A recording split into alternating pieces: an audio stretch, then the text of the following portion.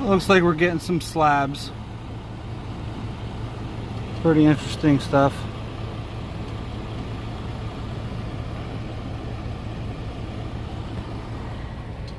Best part is there's no tarp. And it pays pretty damn good. So as soon as this guy gets off the scale, the next guy scales out, I could jump on there and scale in. I wasn't sure what was going on here, so I just pulled off to the side, started walking in. Noticed the side for the CB, said screw it, I'm already halfway here, walked inside anyway. Doesn't hurt to stretch out a little bit, so. Let's see how this goes, get loaded.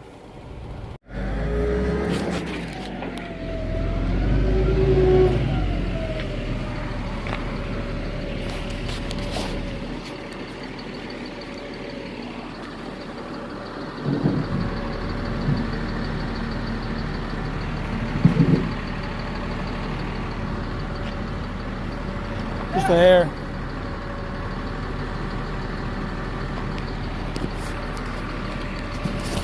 All right, we are all loaded. Now we just got to strap up and get out of here. We can get out of here in about half an hour. That's about all it should take. Show you guys the load real quick. Not a huge fan of the pallet in the back there, but we'll make do. So earlier in my last video, I expressed how I didn't like that people went over the rub rail. So just in case you guys aren't aware of what I'm talking about, I'll show you real quick. So what I see a lot of people end up doing is, all right, first of all, right here is our rub rail. This is inside the rub rail, outside the rub rail.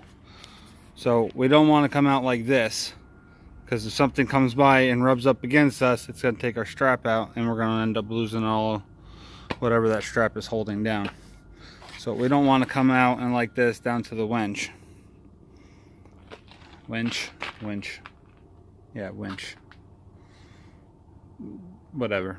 Alright, the other thing that people do, if you can't hook on like this with your hook, alright, hooking to the rub rail is fine, but there's a couple things that you shouldn't do. First thing, again, don't come out the rub rail, come underneath and hook it like this.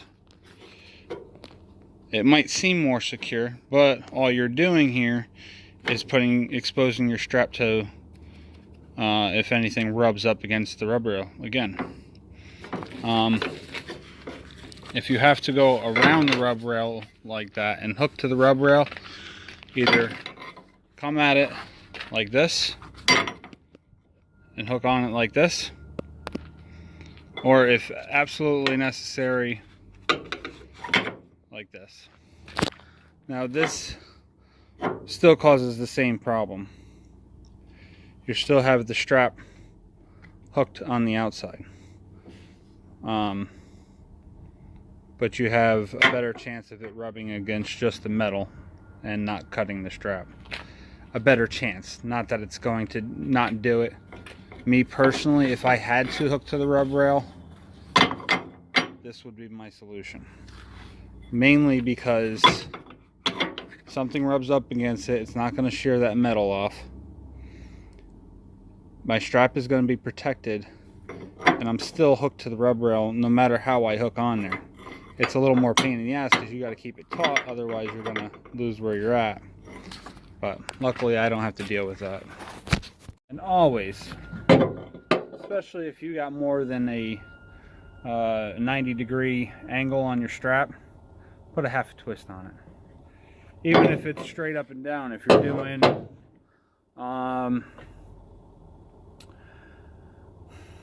shipment containers.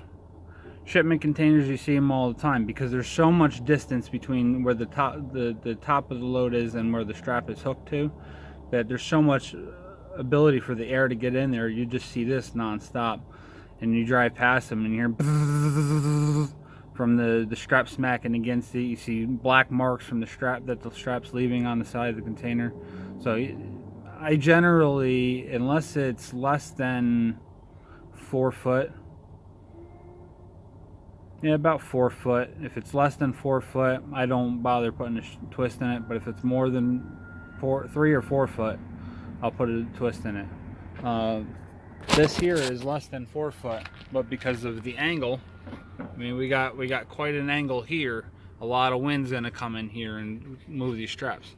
I can make these straps just taut, and they won't do anything with the twist in there. Don't put a twist in there and leave it flat. The strap's gonna sit there and wave at me all day. So there's a couple pointers for strapping. All right, there you go. All strapped up. Like I said, I'm not too crazy about that plastic wrap pallet. Just a pallet full of rocks. But it's all right, we'll get her done.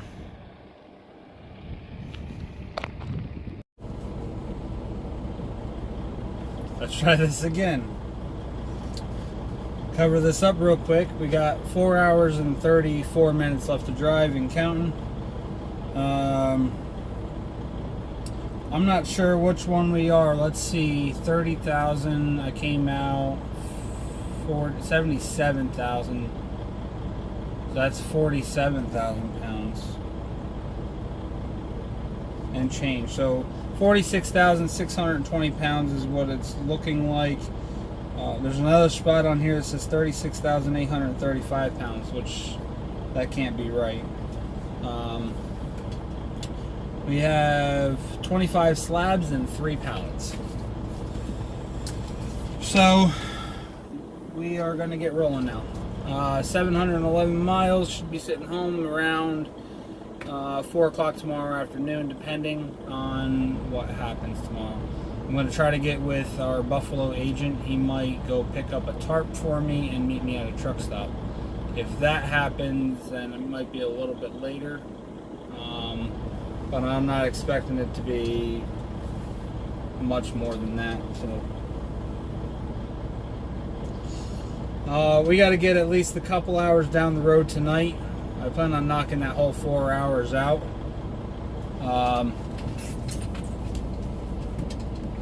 Just so I don't have to drive that much more tomorrow. So that's it for this video. Thanks for watching, guys. Stay safe, and we will see you tonight.